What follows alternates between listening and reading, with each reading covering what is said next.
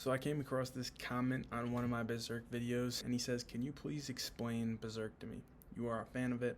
I know a lot of people who are, but I've never been able to get into it and sometimes find myself disgusted by the content in certain chapters respectfully. That being said, I believe it comes from a lack of understanding, so would you please explain the series to me, potentially in a video, just the plot, the goals of the characters, and stuff along those lines." That is actually a pretty common interpretation that a lot of people have when they first find out about Berserk and they see some of the panels, because what he said is actually accurate. There's a lot of disgusting panels. Some of the character designs are just gross in general, and there's real world heinous acts brought to the forefront in this manga, assaults of every type of nature, and it's in graphic detail.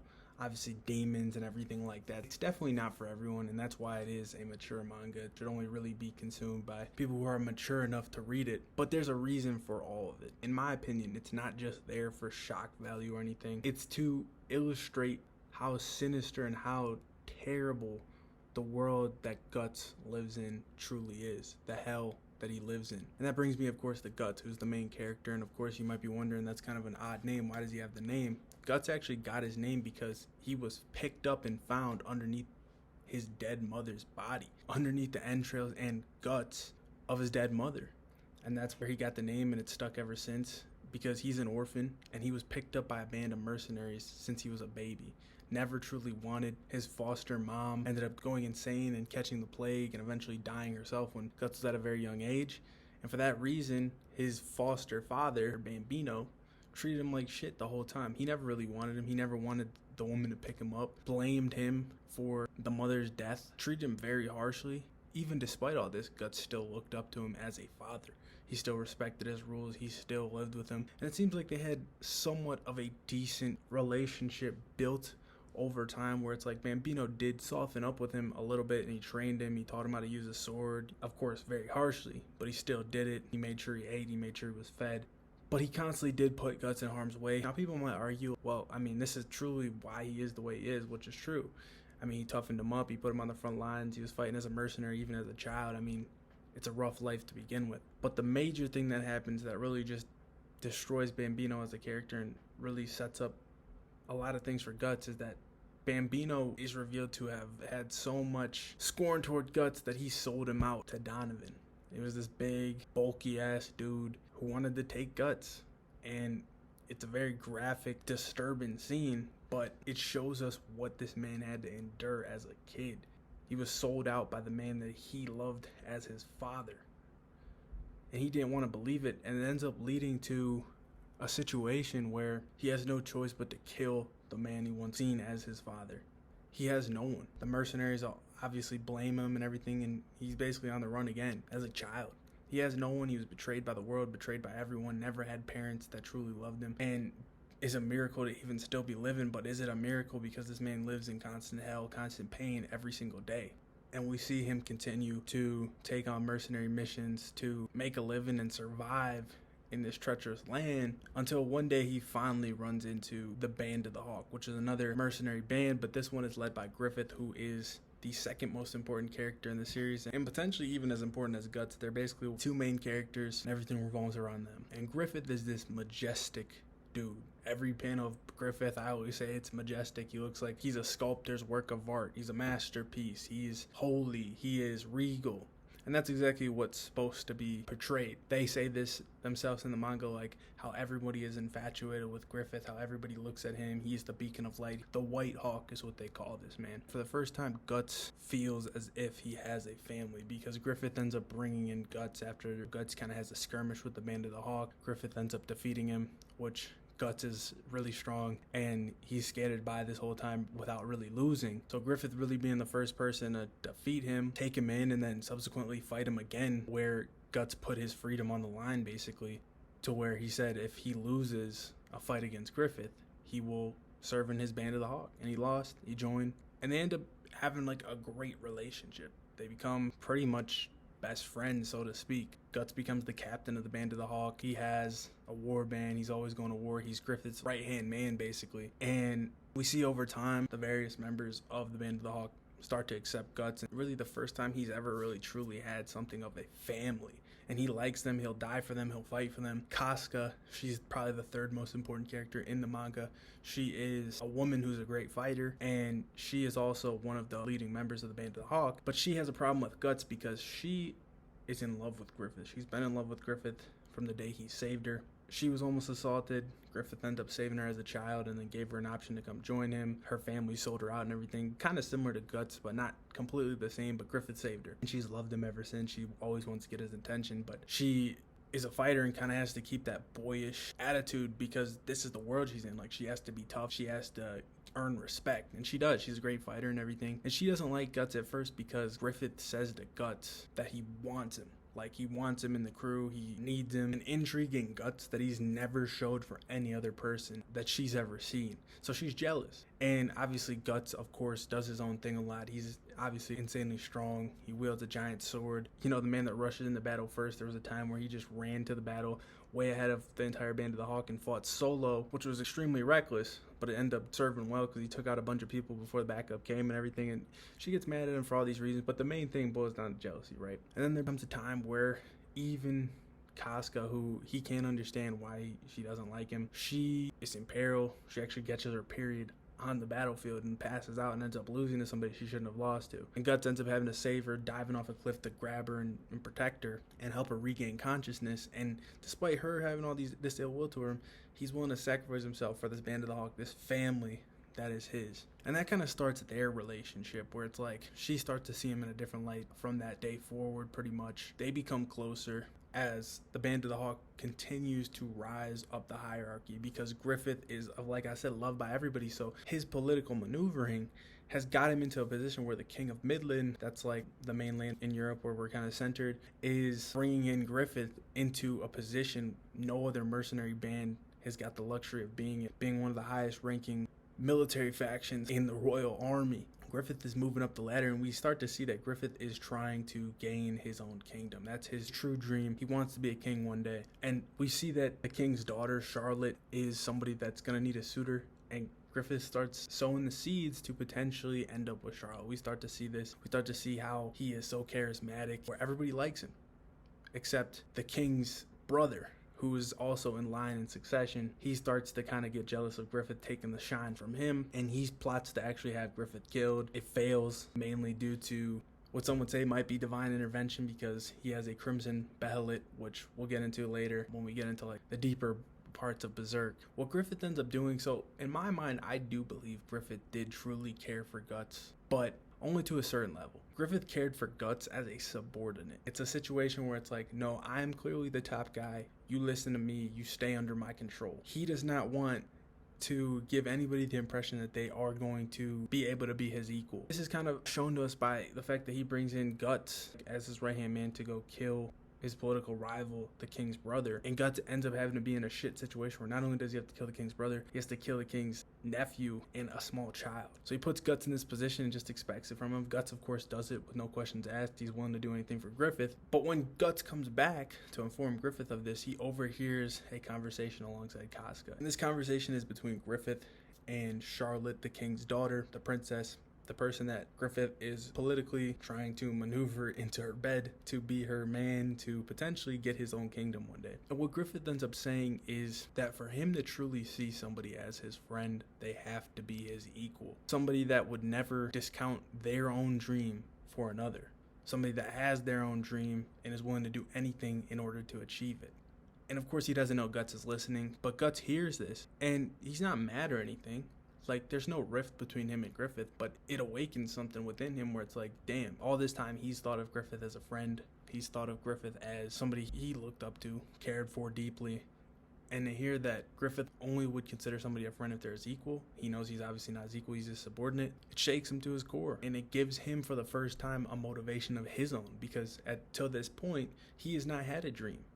He was just surviving until he found the Band of the Hawk, and then he started enjoying his time with them and became a captain and everything. But the nightlife and all this regal shit never seemed right for him, especially because of the upbringing we know he had. Finally, he has an objective. He's like, I want to be seen as a friend by this guy. I want to be an equal. So he decides that after they go do this great battle, he's going to leave the Band of the Hawk and leave it all behind and go on his own, blaze his own trail. And he doesn't tell anybody about this. He's planning on doing it in secrecy. If you guys are enjoying this video, make sure you hit that subscribe button and drop a like. It really helps the channel and I appreciate it. But Casca has started to care for Guts. She kind of picks up on it. She stops him. She informs the other people. She informs Griffith when Guts is walking away. And of course, as I mentioned before, we get a situation where it's like Griffith did care for Guts, but he wants control of him. And again, he says, I won your freedom. You're not free. You serve me. You lost that battle. If you want to leave, you're going to have to beat me to get your freedom. And he underestimates Guts' strength at this point. And Guts pretty much low to no diffs him, embarrasses Griffith in front of all the major players in the Band of the Hawk, like the main core. And it wasn't like on purpose or in a malicious intent. He spares Griffith and he walks away without even looking back, as Casca pleads with him, as the other Band of the Hawk members don't want to see him leave because they all love him. And Griffith just sits there, shocked. He lost his right-hand man. He lost his greatest tool. And honestly, that wraps up one of the greatest backstories I've ever read in a manga, or really anything in fiction. I compressed all that down. There's way more layers to every single thing, way more badass scenes. But you really see like Griffith and Guts in this backstory as like two people you like. You like Griffith the whole time through the backstory. You like Guts, you like Casca, you like all these characters. You want them to stay conquering everything together. And you see how everything led to the main events of the story. Now, what ends up happening here is that after losing Guts, Griffith, he doesn't know what to do with himself. He's depressed. For the first time, he's shaken. And for the first time, he forgets about his dream. His dream, of course, is to grab his own kingdom and to make all the right political maneuvers, make all the right plays at the right specific times to achieve this. But he slips up and he gives in to impulse.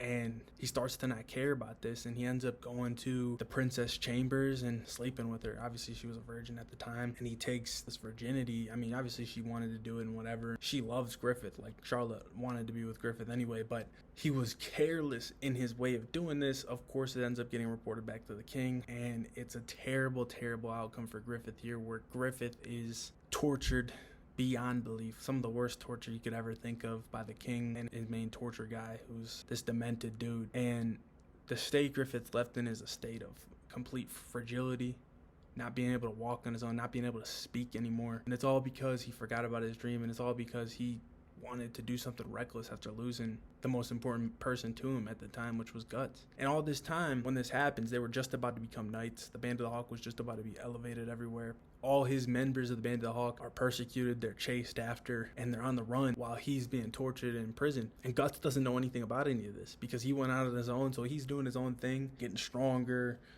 living life on his own and being happy. And then one day he finds out about this and he returns to the Band of the Hawk, which is now being led by Casca, and they're plotting to go try to save Griffith. And of course, she's upset with him because she feels abandoned. But most of the people are happy to see him because they know they need him and they love him and never want him to leave in the first place. But she's abandoned and hurt, and they go out on their own. They have a conversation, and Casca finally kind of admits her feelings for Guts. They have feelings for each other. They end up getting together here. And something I forgot to mention earlier is that like when Guts was defeated by Griffith, like he was in a coma for a while for blood loss, and Casca slept next to him. And this was very weird because Guts doesn't allow anybody to touch him because of the trauma he has in his past. Like he freaks out if anybody touches him. We obviously know why.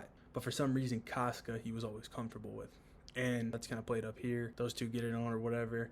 And he still kind of freaks out because of the trauma, but he gets through it with her. And then he starts to truly love Casca, and those two are in a relationship. They go to try to save Griffith. You know, Guts still cares for Griffith. Obviously, he didn't leave for any malicious intent. He just wanted to become his equal, man. He wanted to be truly seen as a friend. It was all for Griffith, to be honest. He wanted to do it to earn Griffith's respect on a level he'd never earned before. He could never do under his service. So he goes and saves him, of course, and he's pissed off. He ends up killing the torture guy. He breaks in. They get in there with the princess and everything, and they free Griffith. But obviously, like I mentioned, he's in a state of just barely living. It's nothing like he would have ever wanted. How is he going to achieve his dream like this? It's really going to be highly unlikely, if not impossible. It all ends up leading to that Behelit I mentioned before, the Crimson Behelit. And this is where the supernatural aspects of Berserk kind of get brought in. We start to see this around this time, where there's demons that live within this verse, and there's two different planes of existence. There's like the mainland, and then there's like a supernatural level. Then there's this place called the interstice, which is the overlap between the two. And these Behelits serve as a form of a gateway to the demonic realm, where it's like, if you truly wish for something, if you truly have a desire for something and you're willing to make a great sacrifice for it, the Behelit will grant your wish, and it will give you the tools you need at a cost. Of course, when you do die, you're damned to hell, and you're forced to make a sacrifice. Now, a sacrifice can't just be anything. It has to be people or a person you really care about, and especially in Griffith's case with the Crimson Behelit, which is different from all other Behelits. So there's regular Behelits, which can turn you into an apostle or a regular kind of demon, but the Crimson Behelit is the rarest type. Basically, it allows you to become a member of the God Hand, which are like the 5 strongest demons that we know of so far, at least. And they basically reign supreme over all demon kind, and all the apostles fear them in the verse. And there were flashes throughout the backstory that people tried to warn Guts about this Behelit, namely Nosferatu Zod, who we find out is a demon, and he has a demonic transformation and everything. He's a great character, though, and he warns him that if you truly value your life, you will sever any type of bond you have to this man, Griffith. Because on that day, the day of the eclipse, everything you love will be gone. And what ends up happening here is that Griffith, now having lost everything, being in such a state of fragility, just being saved, he sees Guts and Casca together. He sees that both the people that were probably closest to him, both the people he cared about, but was always, above. He never really had any intentions of like marrying Casca or anything like that. He obviously wanted to marry the princess, but he liked the idea of being worshipped by Casca. He liked that he had control over her. And now he sees that, damn, she might be going with Guts, who also has, in his mind, betrayed him, although it was not really for those reasons, but obviously Griffith's arrogance and everything make him take it personally. And at this point, crawls in this lake and he sacrifices the whole band of the Hawk. He summons the God Hand and throws all of it away. All these demons come. It's grotesque. It's a grotesque scene. They're all getting ravaged, killed, eaten. Everybody that he led, he was their leader, he was the man they looked up to, he sacrificed all of them, and only a few members end up surviving this. Guts and Casca are the only 2. Everybody else dies besides one member who wasn't present. His name was Rickard, and he was kind of doing something else, but Guts and Casca are the only 2 that survive because Guts fights his way out of there. And he's also saved by this man called the Skull Knight, which is a very important character to the series, who has parallels to Guts in a lot of ways, the rival to Zod, and they escape. But the problem is, since the sacrifice was made, Guts and Casca are branded with the mark of sacrifice, meaning that they are destined to never live a life of peace. They will always be hunted down by demons. They live within the interstice. They can never escape them. Demons will always come for them because they are promised to them.